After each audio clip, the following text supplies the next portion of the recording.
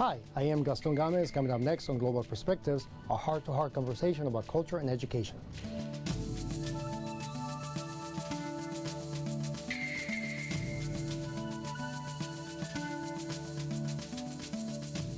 Welcome to Global Perspectives. I am your host, Gaston Gomez, and today we'll be having a candid conversation about culture and education with our next guest, Joe. Joe, welcome. I am thrilled to have you in our show today. So please tell us about you. Hi, my name is Je Wieczorek, and I work with the Magnet programs here in Anne Arundel County Public Schools. I'm the teacher specialist. Great, great. So where were you born?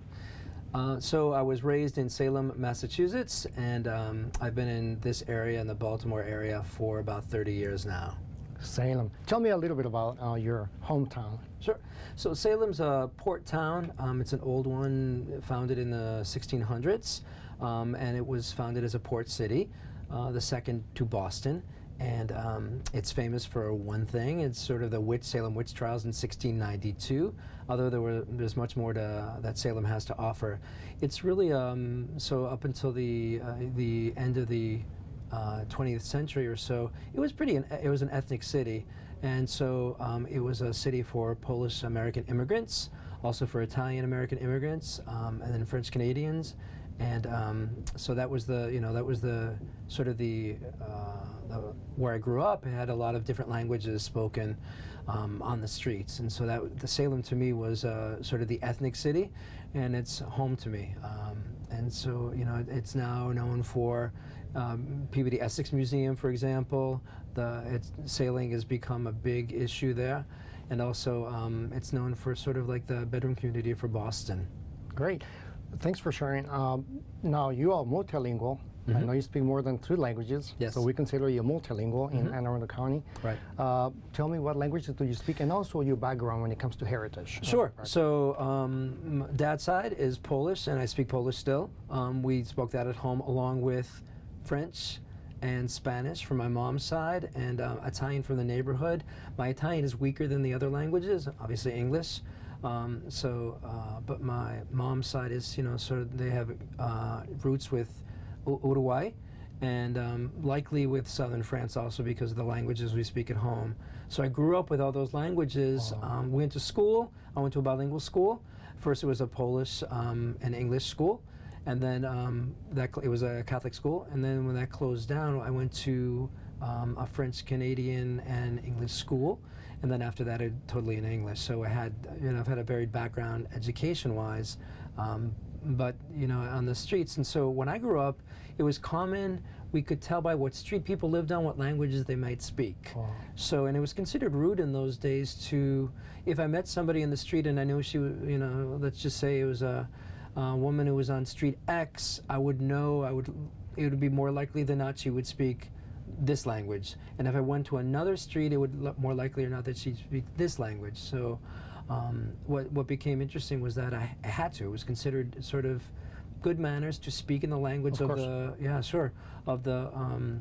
the people that I thought. I could also tell by the foods. So you could tell by the foods they would be cooking, and you could smell them. And there was no air conditioning in those days, right? So the windows were open. You could tell by the foods and likely ingredients what people were cooking. So you could also make that assumption too. It was great. So I grew up around a diversity that I'm not sure that exists anymore in Salem.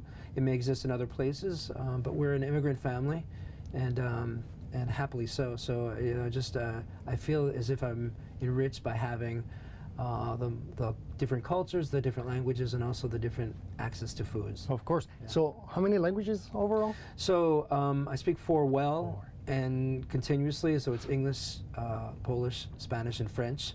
I use them on a basis.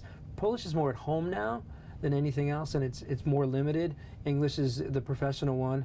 But in my course of my duties with with Magnet programs, Spanish is frequent.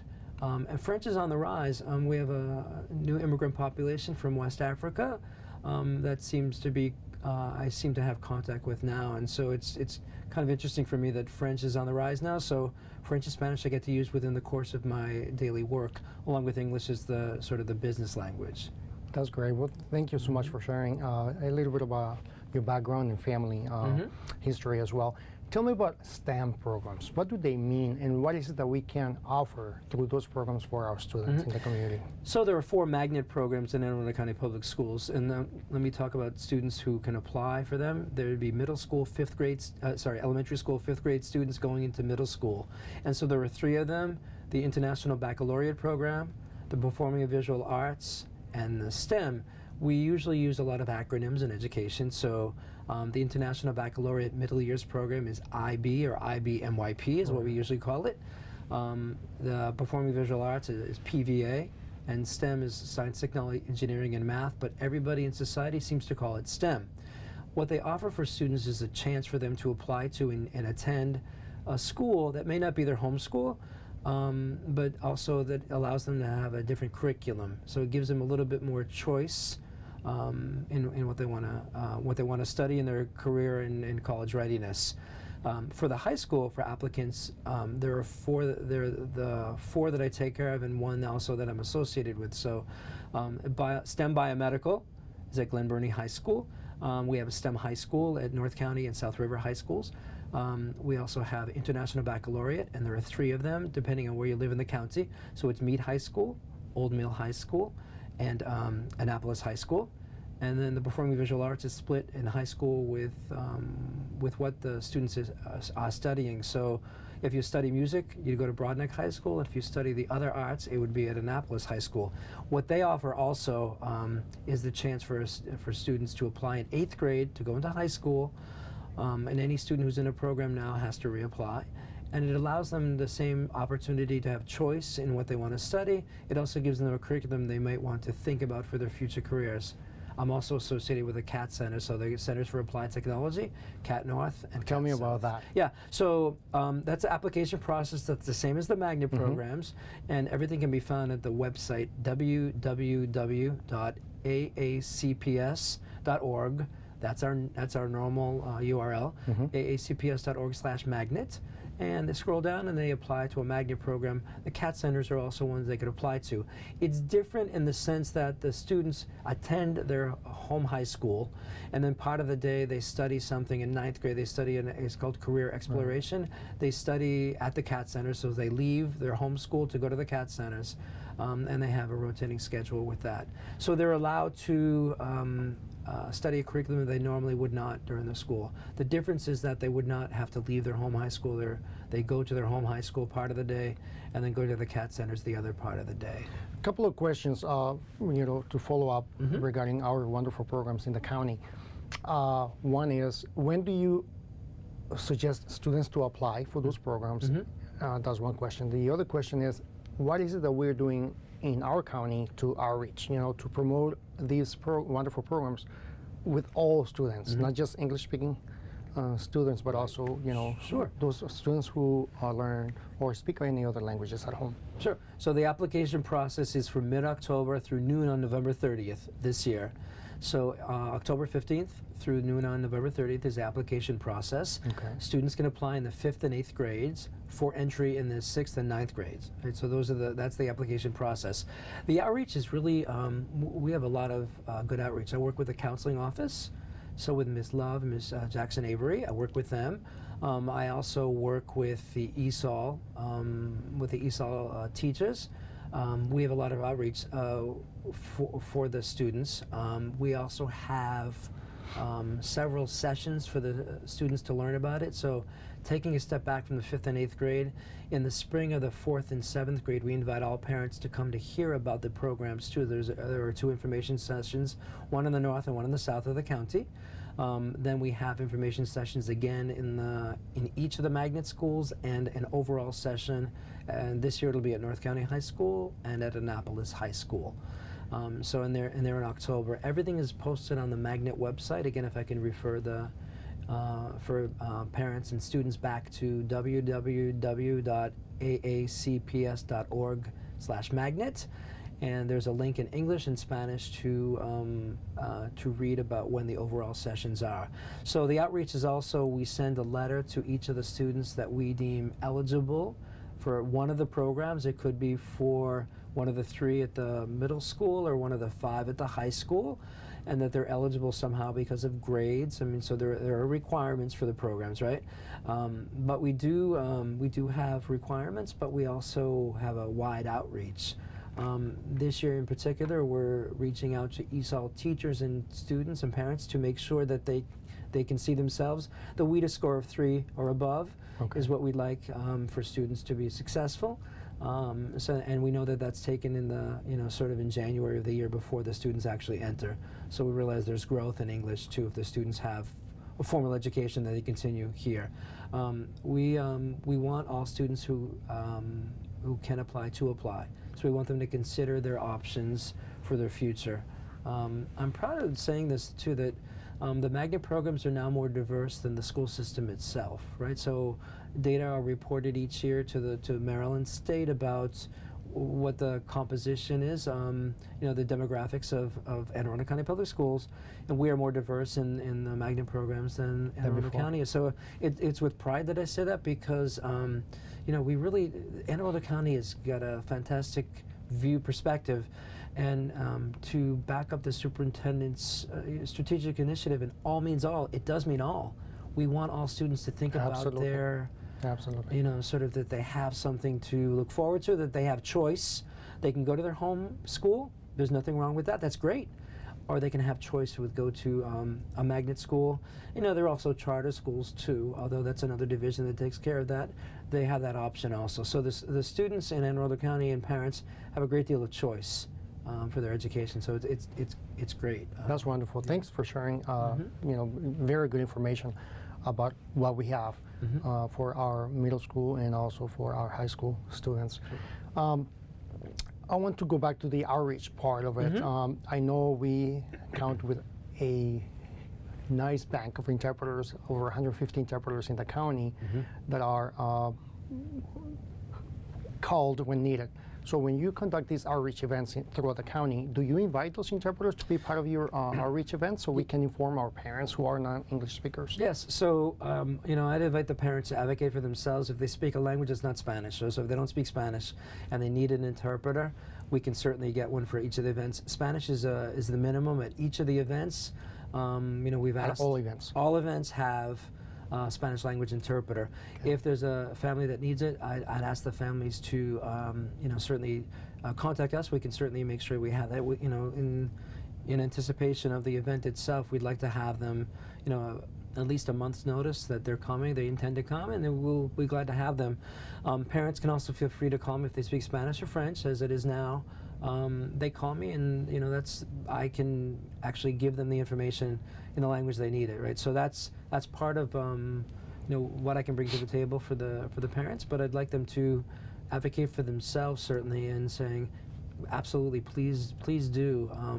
We've worked with a lot of the language interpreters, and it's a great relationship. I think it's great to have it. So, I mean, the way I look at it, this is sort of my perspective, is that it doesn't matter what language you hear it's in, the option is still the same, right? You have options for yourself. Exactly. It's nice to know what's going on and to be involved with. When I grew up, my parents are immigrants.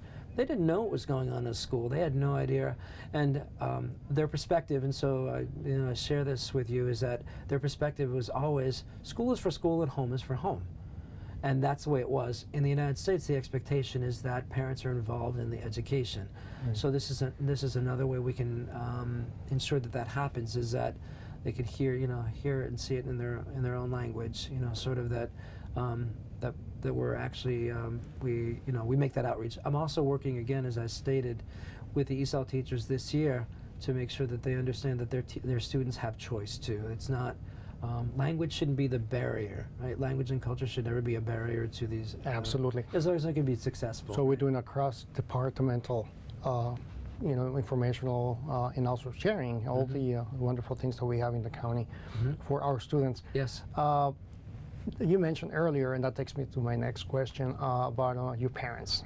They had expectations, but did they participate in your school events? Were they involved in your activities or like after school activities, or not really because of the cultural part of it? No, the I know cultural in the part, U.S., parents are required to be more involved in the students' education. But what about you parents? I would like to know if they were involved. No. So culturally, they thought they would be intruding, that they respected what the teacher said and did in school. So that was the expectation, was that they would take care of the home and the school would take care of the school. So, for example, I remember sort of in 3rd grade or 4th grade I was in, and I'd been chided for something, and I don't remember what that was. But it was a Catholic school, so it was one of the sisters, and my parents said, well, good, the teacher's the authority, and even more so for them, sort of the cultural part was that when a nun said something, that was law, and that was it. Yeah. So they grew up with the perspective, and I still had this, that the boss is the boss, and so the teacher's the boss in the classroom, and the school is the boss, so they would take care of that. My parents weren't involved because that wasn't a cultural expectation. They also wouldn't be able to communicate with anybody. So let's just say they did come, they wouldn't understand what's going on. Now they spoke English well. They were functional, but now they spoke it. Certainly each of them spoke 3 languages, but they read none of them, right? So it wasn't, it was a question of culture back then, so it was a different generation, right? So and there was no language support in the school for immigrant people. Right, we're talking about the late 50s, early 60s. So there wasn't any support. In fact, for the history of ESOL is also sort of non-existent. Non-existent. They used to use special education as the vehicle for ESOL, and they did to support ESOL students. Right, to support ESOL students, because they didn't know what to do. It was just uninformed, right? They didn't have the critical mass. Right. They didn't know what to do, and we got by in society. We could speak the other languages at home or in the community, and it was okay. And that's changed a little bit, right? So, but that was the situation. They didn't get involved. They barely knew. They knew that I was in school and doing well, that I had good marks and things like that, but I showed them that. They could understand the system, but they never had that, they couldn't help me with homework. I mean, they did not help you with homework. No, they couldn't. They couldn't. The expectation now has changed, so the expectation now is that all parents have an interest in. We want them to be involved in the child's they're part. So it's we call them, sort of, I guess the technical term is stakeholders. So parents, students, the community members, they're all stakeholders in the child's education. That's changed, right? So that's the new paradigm is that everybody gets involved in the child's education. We're here for students. I mean, and I hear this echoed not just in the magnet programs. I hear it echoed all through Anne Arundel County Public Schools, that this is all about the students. This really is about the students and helping them out, showing them their choices and leading them to, it's being their mentor, leading them toward, toward their career or college goals.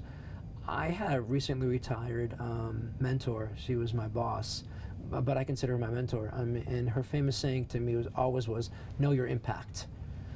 With my parents, the impact was that I had to be more independent and self-sufficient. So now we're asking parents to know the impact of when they get involved, the impact is going to be big. Lifetime. It will be a lifetime investment. On their students. And so we work as a team, so we want to consider this one voice. We're working as one voice for Anne Arundel County Public School students and the parents, one voice, and leading them to their options. That's where the magnet programs come in, to circle back around to them. The magnet programs are allowing them at least to speak at one voice, and the option of all means all. We want all students to understand that they have an opportunity, and for them to succeed in what's next after high school. Right. Not just high school, but beyond. Right, and it doesn't matter what culture they come from. So you and I are both living proof of that. It doesn't matter what culture we came from. We're here now, and so we're working with one voice toward a common goal: help the students. Yes. So whichever way we do that, that's the perspective we have. Yes. And you just mentioned one of the driving values, which is all means all, and within that also is everyone is welcomed in our schools, in our anywhere that you go that is part of AACPS, you are going to feel welcome. That's what is part of our strategic plan. So all means all. everyone is going to be welcomed. Your relationship is going to be, our relationship with you will be nurtured and will be embraced as well. So I certainly feel that way. You know, one of the things that I found here is that they celebrate whatever you know, whatever talents I bring to the table. They celebrate it, and it really is sort of, I feel welcomed.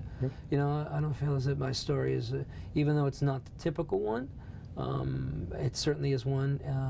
You know, related to that sort of, Dr. McMahon had the thought that we would go to Peru this year. There were 10 of us that volunteered for a month in the schools in Cusco, Peru. And so her vision was that the teachers learned a little Spanish, and they had Spanish class Monday through Thursday for a month, and then we volunteered 5 days a week in the schools, and we learned about the culture. That to me was an invaluable experience too, because it means that we're not only all are welcomed, but we're embracing sort of what would have been in my generation the other. It's certainly now part of us, not the you, it's the us now that counts. So those are kinds of invaluable experiences that all does not only means all, but and all are welcomed, but also we're going to embrace that welcoming, and we're going to you know, so language is an issue. Language and culture are issues, right? For people who don't speak Spanish, and there were 9 teachers who are now in Anne Arundel County Public Schools that did learn Spanish. They did volunteer. They did understand another culture in a totally different way. Right. And we were there in winter. So June and July are winter. It's below the equator, right? So that's something interesting by itself. But interesting experience. Yeah, but it also helped understand, it helped tell the story of not only all are welcome, but this is what we're doing to welcome. It's not just saying, yeah, come on in, going out and seeking language and culture. That seemed to be a vision that Dr. McMahon could push forth for Dr. Alado, you know, and so that making sure that everybody was celebrated, and that the experience now for a month is that the teachers did learn more Spanish than they had known before, and they can start using it. So the vision or the plan now is to keep in contact with those teachers, those students, and then keep using Spanish. And I think it gives you the, you know, someone who has never been outside of the United States, and then you go to volunteer in this country in South America, it gives you that awareness, but also the cultural sensitivity, that you become sensible or sensitive about other languages, and being somewhere like, oh my gosh, I have no idea, you know, about the language or about the food or the culture, but you're there. That's how they now see our families in our school system when they come to our county, and they are brand new families just starting to explore Anne Arundel County and our schools. So we want our teachers to feel, you know, to be aware of being sensitive about and respectful of other cultures as well. So I think this exchange is awesome, and it should be pursued to, you know, for future years to come. And I would love to be part of that. Maybe one day I am invited to join your team. So it was volunteer basis. So the 9 were sort of mavericks. I consider them sort of, they were all people who give to society. So that's the whole part of it was to give back to society, right? So that was part of the issue, but it also was to embrace another culture. These 9, Absolutely. One of them had never been out of the country really. This is their first foray into stepping into a different world.